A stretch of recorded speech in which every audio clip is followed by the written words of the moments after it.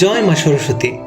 আজ শুভ পঞ্চমী তিথি তথা বিদ্যার অধিষ্ঠাত্রী দেবী মা সরস্বতী দেবীর শুভ আবির্ভাব তিথি। বেদ পুরাণ তথা সমস্ত শাস্ত্র আজকের এই তিথির জয়গান করেছে। আর কেনই করবে না, সে তো বসনা বিনা পানি মা শারদা দেবী ভগবান শ্রী বিষ্ণুর আজ্ঞা অনুসারে এই আজকের তিথিতে আমাদের আশীর্বাদ করার হেতু জগতে প্রকটিত হয়েছিলেন। তাই আজকের এই তিথিটি অত্যন্ত মহিমান্বিত, যার গুণগান করে আসলেই শেষ করার নয়।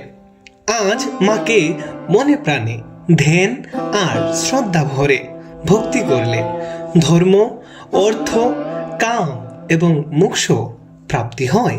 কেননা মা সরস্বতীর ছবি এবং মূর্তিতে আমরা দেখতে পাই মার চারটি হাত।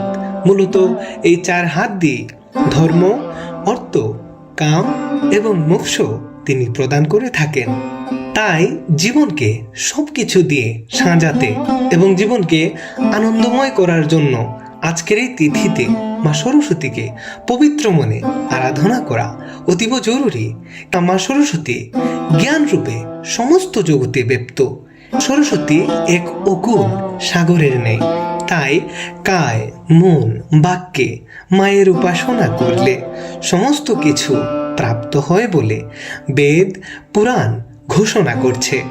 বাল্মীকি মুনি, ব্যাসদেব তথা সনাতন শাস্ত্রের অগণিত মুনি ঋষি, সাধু সন্ত এবং কবিগণ সরস্বতী মায়ের আশীর্বাদ প্রাপ্ত হয়েই ভগবত উপলব্ধি করেছেন।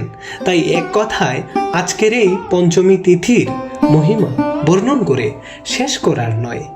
এক মুখে মায়ের মহিমা বর্ণন করা কখনোই সম্ভব নয়।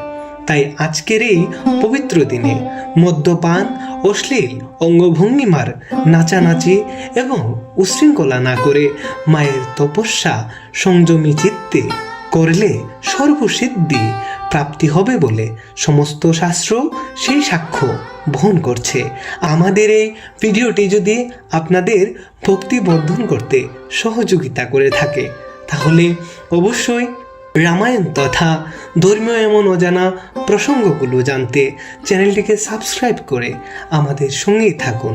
কেননা রামায়ণ কথা অধিবেশনের মূল প্রতিপাদ্য বিষয় হলো সনাতন ধর্মের গূঢ় রহস্যগুলো ভক্তবৃন্দের সামনে উপস্থাপনা করা।